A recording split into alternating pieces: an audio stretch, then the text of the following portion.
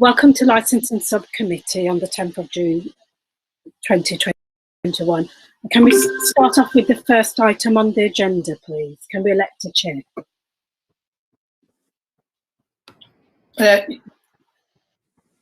I know what Councillor Bell said. He said he nominates Councillor Smith, and I second that nomination. Okay, great. Thank you very much. It's very nice of you. Welcome, everyone. My apologies, the microphone was off. We have a little bit of a problem in that a lawyer's not able to make the meeting until a bit later, so we would like to adjourn the meeting if possible until 2:25, if that's okay with everyone. Yep. So if we could just do that, we just all sign off, keep your cameras and microphones on or whatever, or you can mute them and then come back at 2:25. That would be great. Thank you very much. Okay.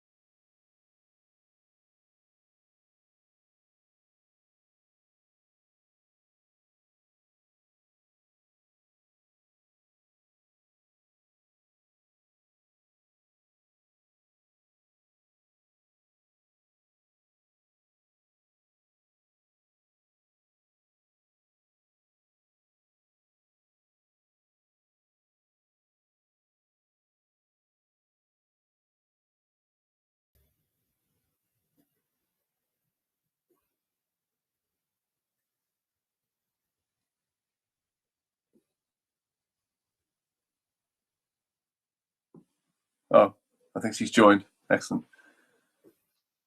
Okay. Hello, Chair. Joined the meeting. Yeah, brilliant. Well done, everybody. Thanks for your patience, everyone. Rabia, would you like to read out the protocol for remote meetings? I don't think you had the opportunity to do that yet. Yeah.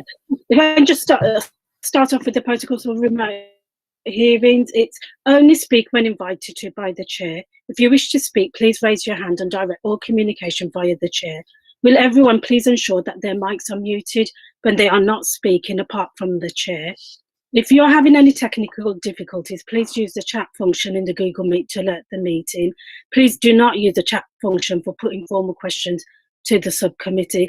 Any persistent disruptive behaviour will result in removal from the meeting. Applicants and all other parties will be asked to leave the proceedings after the item has concluded. Please do promptly so that councillors will have the opportunity to deliberate and make a decision on each application they have heard. Each party will be notified of the decision within 5 working days. I'll hand over to the chair. That's great. And look, thank you everyone for your patience for today. I know we've all been waiting over half an hour for this to start, so apologies there. Yes, and welcome to Thursday the 10th of June's meeting, review of premises licence, the Hunter S, 194 Southgate Road, London N1 3HT, Ward de Beauvoir. Order of business, we've done the election of chair. Any apologies for absence at all? No, Chair, no apologies for absence. Thank you very much. Any declarations of interest? No, Chair. Thank you very much. So I'm just going to go through the hearing procedure as to what happens. So we've done step 1, which is the appointment of chair and introduction. Step 2 is the licensing officer will outline the report. Step 3, the applicant will present their case in support of their application for calling for a review. Step 4, responsible authorities case. In this case, there are none. Step 5, other persons. The chair will invite other persons in attendance to present their case and highlight their reasons for making a representation in relation to the review called. Step 6, the premises licensed club certificate holder will respond to the issue raised. Step 7, we will have a discussion. And then step 8, closing remarks. Step 9, final clarification. And step 10, we will ask everyone to leave, and then members will make their decision in consideration of the hearing. So the next step is just to briefly introduce ourselves. My name is Gilbert Smith. I'm chairing the meeting today, and I am a ward councillor in Stoke Newington. Rabia? You're on mute. Rabia Hatton, Governance Service Officer. Thank you. Brian? I'm Councillor Brian Bell. Excellent. Emma? Councillor Emma Pluvier from London Fields Ward. Thank you. Amanda? Good afternoon. I'm Amanda North from Legal Services, supporting members this afternoon. Thank you. Channing? I'm Channing Riviere, Principal Licensing Officer and applicant for the review. Thank you very much. Craig? Chair, sorry, wasn't paying attention. I'm Craig Bayliss. I'm the solicitor for the subject premises this afternoon. Thank you very much, Craig. Damien? Damien Benjamin, are you there? I'll move on to Holly. Holly? Hello, I am a local resident. Brilliant. Thank you very much for that. Mario is our technical expert. He's working on the IT stuff. Suba, would you like to introduce yourselves? Yeah, I'm Subhash Sriram, I'm Principal Licensing Officer. Thank you very much. And just go back to Damien. Damien, are you on the call? Can you introduce yourself, please? Chair, can I just say, Damien's my client. He wouldn't mind me saying that he's not the best in terms of technological dealings. So if he's muted himself, he might not be able to unmute himself. Yeah, well, he's unmuted at the moment. Damien, can you hear us? Can you speak, please?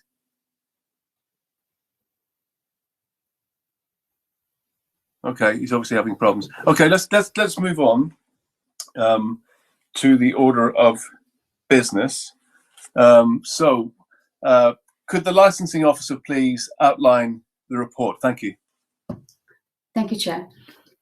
Licensing service are in receipt of an application from the licensing authority for the review of a premises license under Section 51 of the Licensing Act 2003 for the Hunter S 194 Southgate Road on the basis of prevention of public nuisance, as stated in the agenda.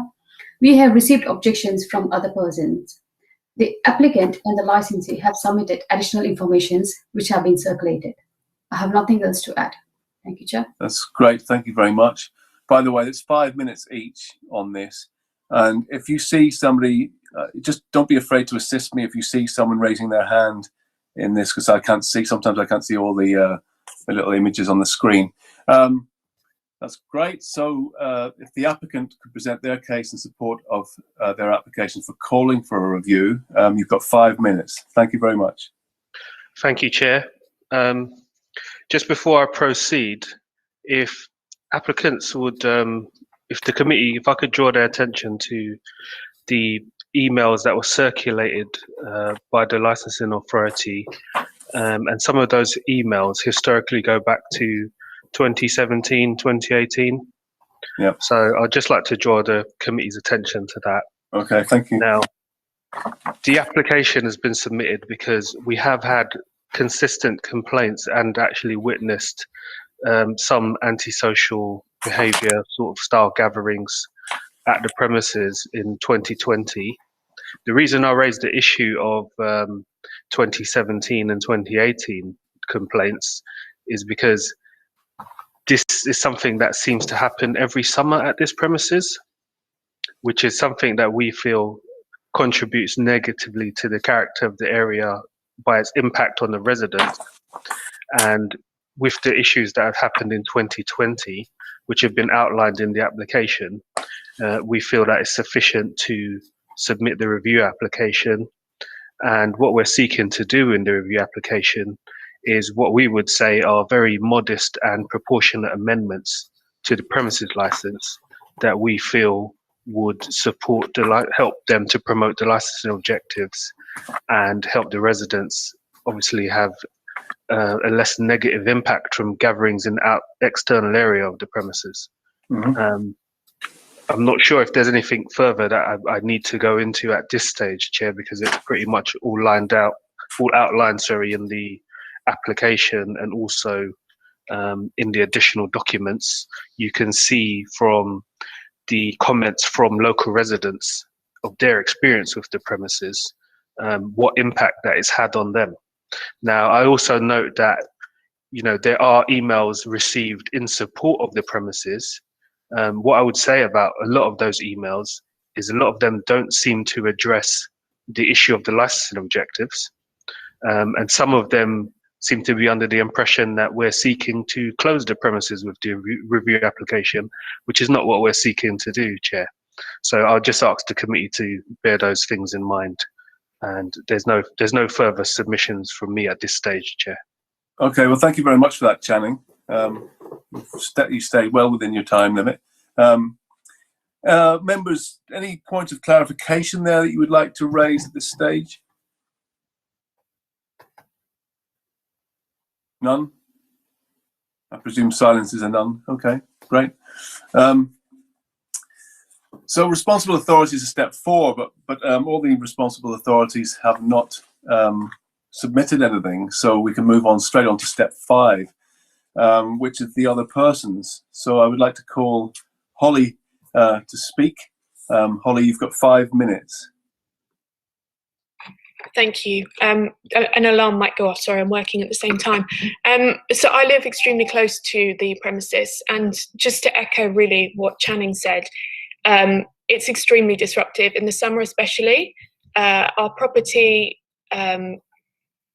is very close, and we're only 1 bedroom deep, so every single room in our house faces the pub, and there isn't anywhere that we can get away from the noise disturbance. During the 2020 summer, especially because of the takeaway license, we had people using our windowsills as beer gardens day in, day out when we were trying to work. We have had people urinating between cars when we open our front door directly out onto the street. We've had people catcalling because they've been drunk and they've been in our doorway. We've consistently had to ask people to move. We have asked the pub to get a bouncer, which they were very hesitant to do. They did eventually get one, but it was just ridiculous. And I don't feel that the premises has taken the responsibility. You know, it's a very quiet street on the whole, and the consistent response that we've had is, it's got nothing to do with me. You can't prove that it's our property. And we've tried having a conversation about it several times. We haven't got anywhere. That'll be me. Sorry. I feel that the amendments that Channing has proposed would make a huge difference to my quality of life. I can't go to sleep until the people from the pub have either gone in or, you know, stopped singing and being drunk, because I'm sure we all understand people who have been in the pub for hours. A conversation isn't just a conversation. They're having a nice time and they're laughing and they're singing and, you know, whatever it is, but it means that I can't get to sleep until that's ceased. And quite often, once the pub is closed, people will stand outside and wait for their taxi to come and have long drawn out goodbyes and have takeaway pints. And it's just, you know, there isn't any day of the week when it doesn't happen for us. And yeah, I don't know. I think that the things that they have suggested to the license would make a huge difference. Thank you. Okay, thank you very much for that, Holly. It's quite clear. So we'll move on to step 6 now. So the legal rep for the pub, please, Mr. Craig Bayliss. Chair, thanks very much indeed.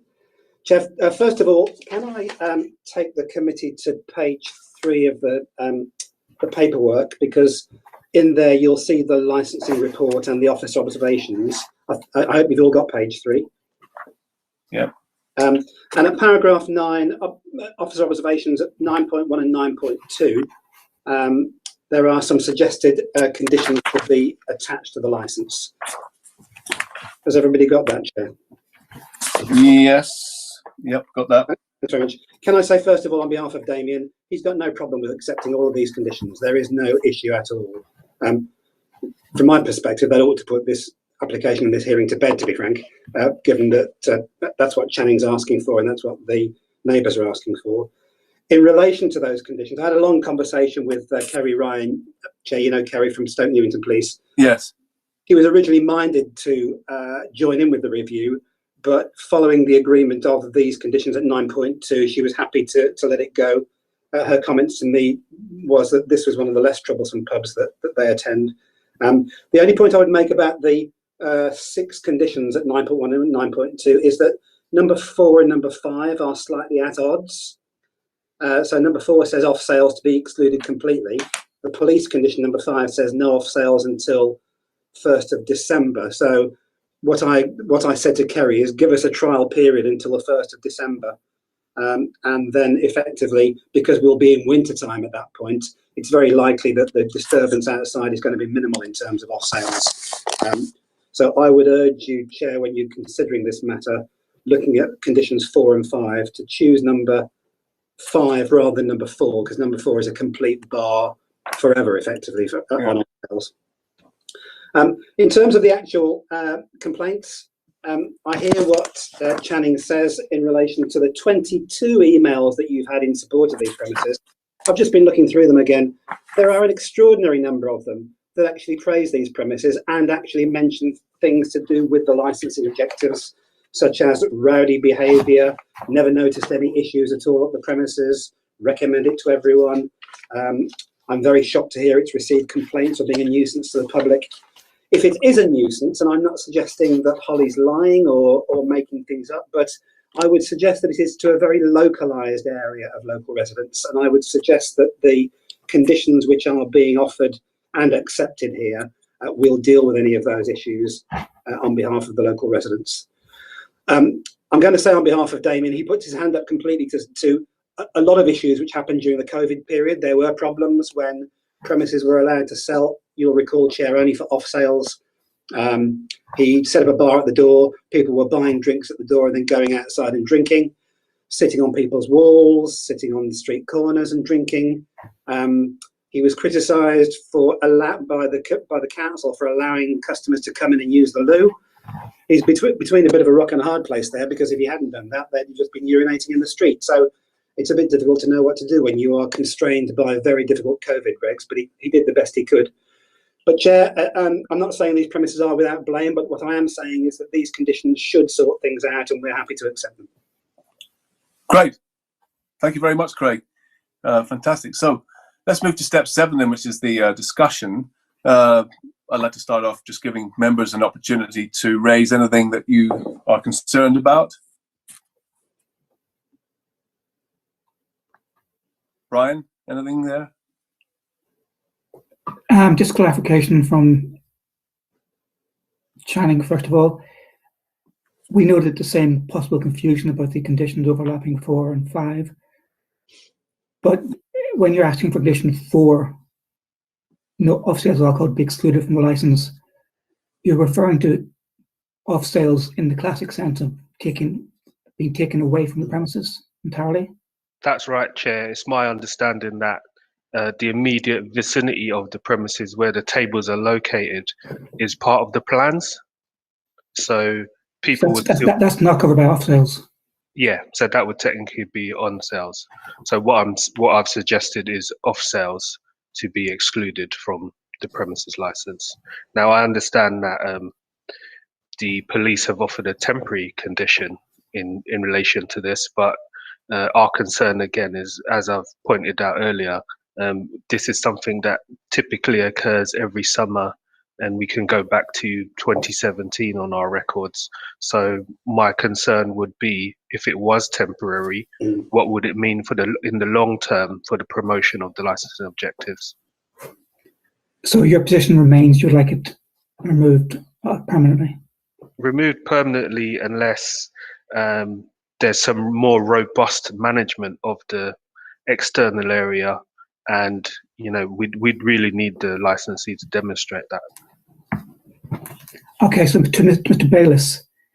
Brian, yes. Condition 5 then, to my mind there's confusion there, because that refers to the outside seating area, which is within the on-sales part of your client's premises. Yeah, I'm not convinced, Brian, that outside part is part of the premises license, which is why I agreed that specific condition with police.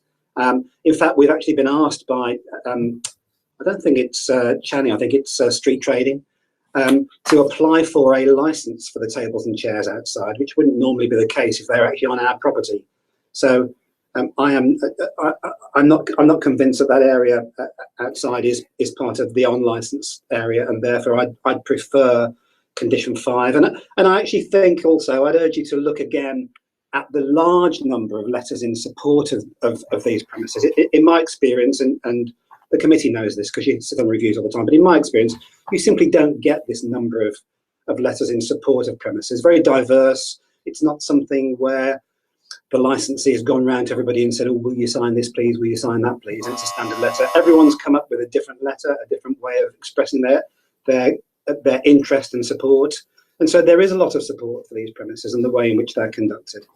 And I would suggest that a temporary lull, as the police have suggested, gives the premises a chance to prove themselves. And if they're still misbehaving, if there is still evidence of misbehaviour, then let's look at it again on the 1st of December. Okay. Emma, would you like to make any comments? Yeah, just for clarification there then. So you're stating that the license does not include the outside area? Emma, I'm not sure. I mean, that's something that your licensing officer should be able to help you with. I've never seen any plans for these premises, so it may be that there aren't plans, because sometimes the license is too old for that. It is an old one. I mean, it's an old 1964 Act license, so it may be you haven't got any plans knocking around. But okay, so As I say, the difficulty I've got is that I think street trading asks us to apply for a license for the tables and chairs outside, and that tends to suggest to me that it's not part of the licensee's property. Otherwise, we wouldn't need a tables and chairs license, as you know. Well, the two things are separate, I think, Yeah, but never mind. It's just important for us to be clear that we're being asked to include that condition, Ray, designated outside seating area, but obviously the time limitation is separate and is up to us to consider as part of our view of the review. I just wanted to check. It is my understanding that Channing, despite your very clear speech straight away that the licensee is happy to accept these conditions, it is my understanding that he has previously refused to accept these conditions and that we are having to have this hearing because of that. So they have these conditions have been proposed in the past and have been turned down.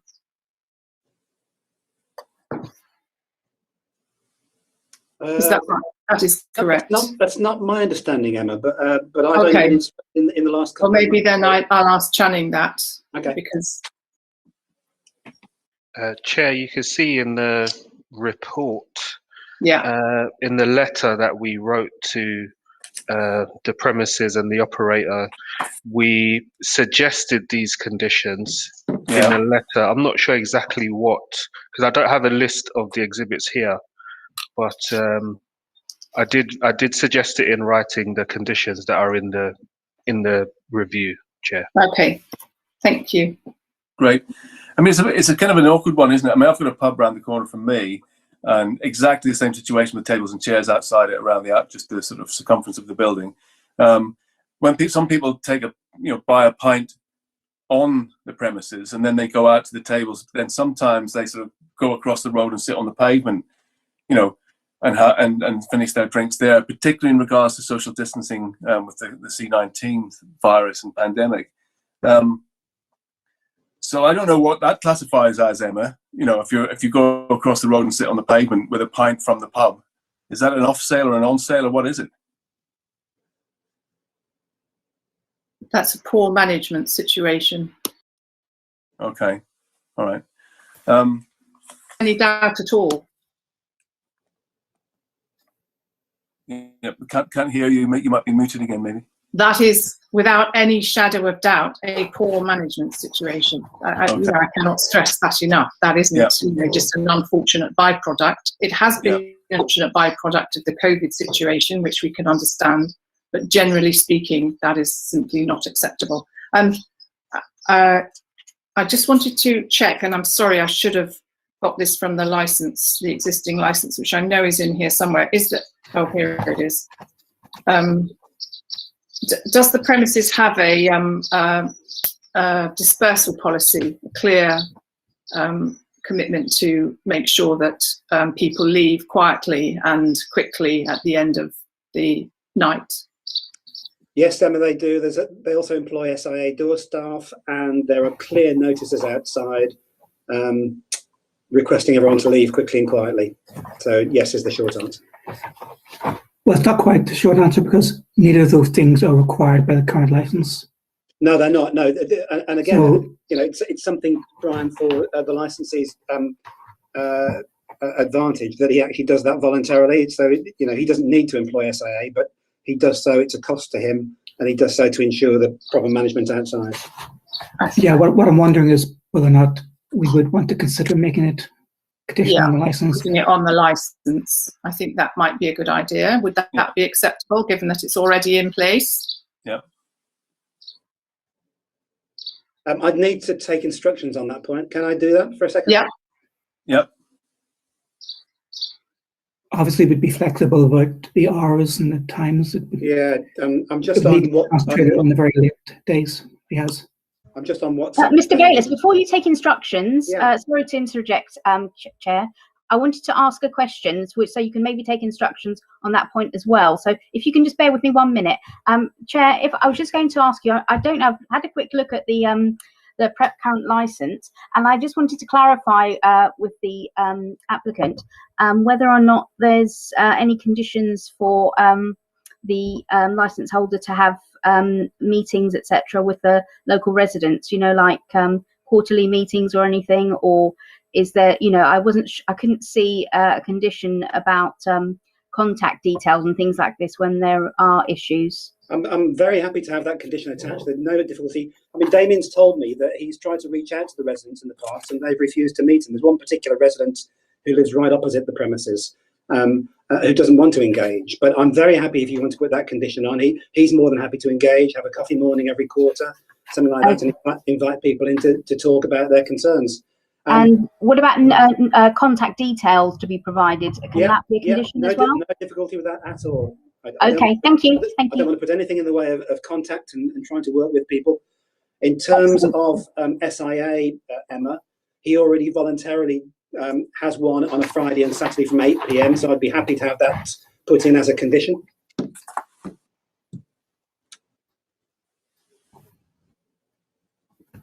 Is that so? Just on is it there? So they're just there on those nights because those are particularly busy. Those are the busy nights. I mean, you can imagine yourself. You don't really need an SIA on a wet Sunday in January when there's only 5 people in the pub. I do understand, and mostly pubs manage without, and they manage not to upset the people living next door because they go out and make sure, and they talk to their clients and make sure they don't sit outside and make a lot of noise. But that doesn't seem to be the case here, and Holly has said that it's the same. There's no difference between the nights and that it's every night. So I do have some concerns about that. So I'm going to say, Emma, we do dispute that. I mean, we do dispute the fact that there are problems every night. Okay. So you're offering SIA Friday and Saturday, and then the other thing you were taking was the dispersal policy. Yeah, if you want a dispersal policy, I can have one prepared, and it can be submitted to the licensing authority. And that's a condition on the license. Yeah, happy to have that. Can I just say I'm down to 4% on my iPad and I haven't got a charger, so if I lose you, I'll try and connect back in through my phone. Sorry. Mr. Bayliss, sorry, Chair, to ask through you. Quickly, and quickly before I lose you. SIA, can it be risk assessed on the other days apart from Friday and Saturday if needed? No problem with that. No problem with that. SIA from 8 PM on a Friday and Saturday, and risk assess the need the rest of the week. Okay. Okay. I mean, I do think that one of the big issues is off sales. Frankly, I think that's a bit of a sticking point myself. I don't know what other members feel about that. I mean, I think that's something that we will make a decision on. I mean, there is the licensing authority have suggested the total exclusion, and the police and the applicant have suggested the 1st of December, and that's for the committee to decide in its private session, I believe, given that this is a review. We're not negotiating a premises license. We are reviewing the premises based on, Could we perhaps ask Mr. Bayliss, Mr. Benjamin, what sort of portion of the trade overall is off sales represent? I would say I've been to the pub a couple of times. It's relatively small, Brian. I would say it's very large. It's a very large pub inside. Quite a few covers. It does a big food trade. I was there last week to go and have a look around. Generally, I would guess he's got about maybe 20 covers outside on benches, and about 100 plus inside. Okay, so off sales would hit him to some extent. Yeah, to some extent. Yeah, and he also serves food outside too on a Sunday lunchtime. It's a very busy and popular pub for food. Okay, I think we'll take that into account. Okay, anybody else want to say anything? Holly, do you want to come back in with anything at all?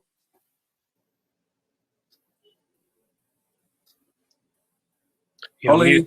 muted. Thank you. I was going to say the thing with the off sales, from my point of view, is how badly it's been managed. It's completely unmanageable, especially. Can you just describe what happens with there that? should have been videos we posted videos, we've emailed videos rather, to Channing. During COVID, our street it looked like a street party. So in terms of outdoor drinking, and I know that isn't necessarily a standard situation, this has been an extremely strange circumstance the last 12 months, but where the pub is situated, it's a sun trap, so you get really beautiful light there in the evenings that goes on, and so people like sitting outside late into the evenings. It's a very nice place to sit, but in terms of dispersal, I haven't seen any evidence of people actively moving people on. So that's all I can say on that, and I would love it if there was a more conscious effort on that front. I think that would make a huge difference, especially the way that people loiter once the pub has closed their doors or stopped serving. If there is no bouncer, and it's a Tuesday night, and there's just a few people that have gotten really drunk, and are 4 people standing directly outside our house can make a lot of disturbance. And I appreciate that that's not a huge deal to a pub, but it's a huge deal to us if we have to get up at 6 a.m. in the morning to go to work, and we can't fall asleep until they've stopped telling each other how much they love each other loudly. So yeah, that's that. I think that's everything for now. Thanks. I mean, my worry with the off sales is really, if they buy a few beers for their friends through the off sales process, that they can just take those beers beyond the premises, but still be in close proximity and just drink them sort of across the road or whatever. Which leads back to Emma's point about bad management on the sort of on sales side. They can manage the tables, but they can't, if there's off sales, really manage. Once they buy those off sales drinks and they're off the premises, they can drink them wherever they want, really, ultimately.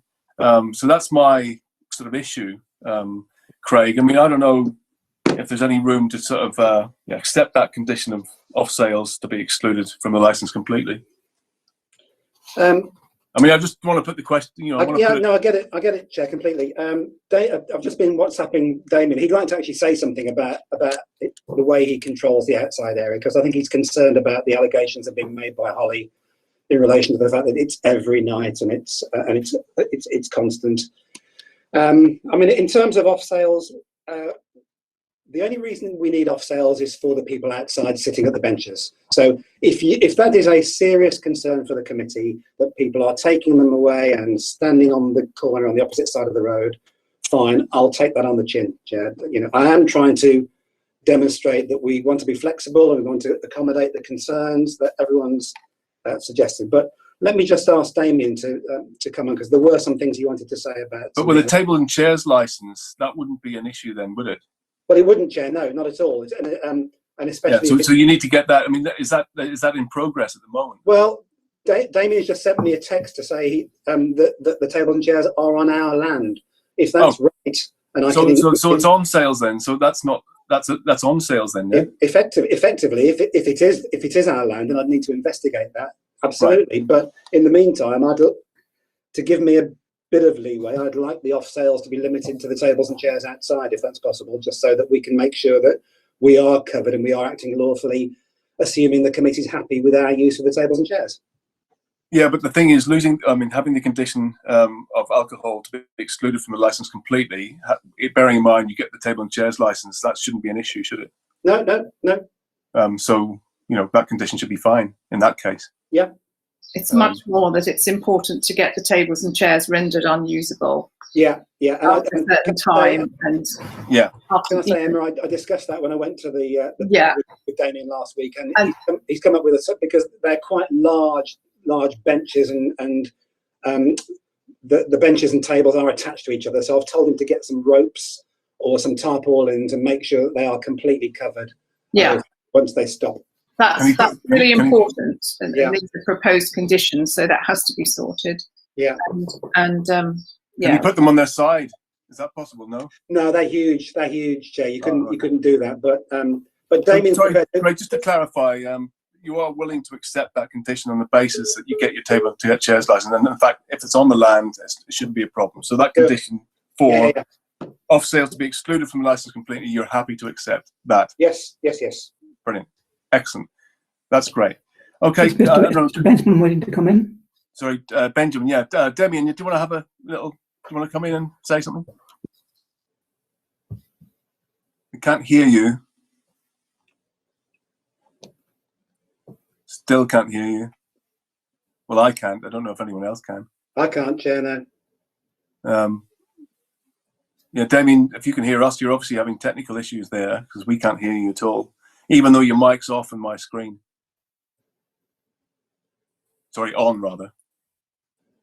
Yeah, it's on now.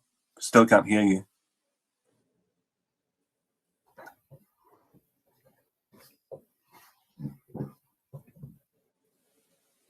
Craig, did Damien talk to you about any of this? Could you relay what he wants to say? I'm just trying to text him, Chair, as we speak, but he's coming through. He's coming through on my phone now, which is. Well, maybe put your phone up to the speaker. I can try and do that. Let me see what I can do. Hello, Damien. For some strange reason, my microphone's not working. Okay, can you hear it? Can you hear him, Chair? Yeah, we can. Yeah, if you put it up close to the microphone, there, it'll be fine. Yeah. So with reference to the off sales, it's literally 0.2% sales. It's next to nothing.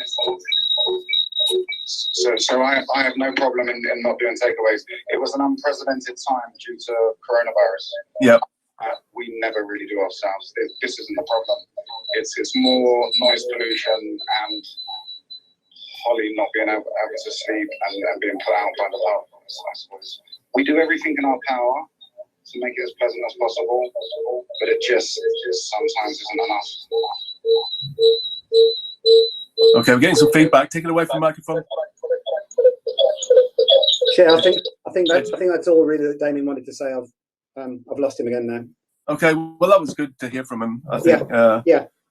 Okay, I mean, I think I feel content with where we're at the moment. I don't know about the other members. If you want to come in with anything else, I mean, I think we've made progress here. I'll give anybody an opportunity to come in just for the last little word. I mean, closing remarks. If anybody wants to make any closing remarks, maybe Channing, you want to say something? Yes, thank you, Chair. All I would say is I'm happy that the idea that the conditions are being accepted. What I would say, Chair, is if the committee are minded to take the route that's been suggested of the temporary removal of off sales, then no, we're not. I don't think we're going down that road. We're going to exclude them completely. Okay. That's been acceptable. Sorry, Chair. I think that's still something we need to consider. So I think we need to hear what Channing has to say about it. Yeah. Okay. Fine. Yeah. I was just going to say, Chair, that basically for that to end in December, December might not be a time of year when it's typical that these issues occur. So if you are minded to go in that route, then possibly extend it out to spring, summertime. So then we can have a realistic idea of when people are using the outside area, what it's like at that time. Because I feel like in December, because it's cold outside, it won't be a fair reflection of when the issues arise and what causes the residents' issues. Okay. So I just wanted to raise that point, Chair. Okay, thank you for that. I didn't mean to cut you off, by the way. It's no problem. Anybody else want to come in with little points of clarification? Maybe Mr. Bayliss, you want to say something? I don't think. I mean, I think we've said all that we need to say. There are issues, there are concerns. I'm not going to deny those. I am going to come back again. I'm sorry to labour this point, but I've been doing licensing for a long time. In my experience, it's very unusual to get this number of letters in support of some premises, which are all completely independent and not generated by the licensee themselves. And that's all I want you to look at and be concerned about. Okay, fantastic. Holly, just give you an opportunity to come back a little bit if you want.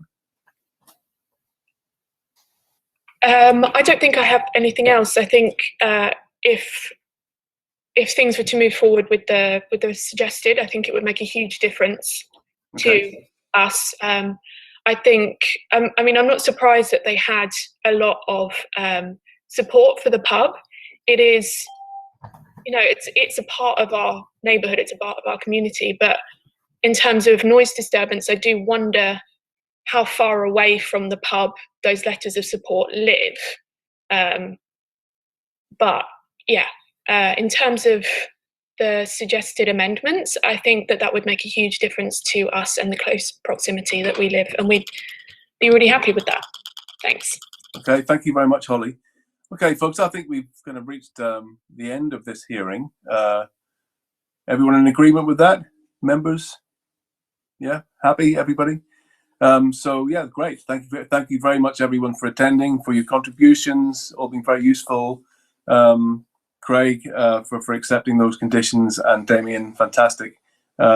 So if I could ask all of the people apart from the members and officers to leave, thank you very much. And you will get a decision tomorrow, I believe it is, if you ring up. Chair, thanks very much indeed. Thank you. We will have a decision. Yeah, brilliant. Okay, thank you very much, everyone. Have a lovely day. Everyone. Thank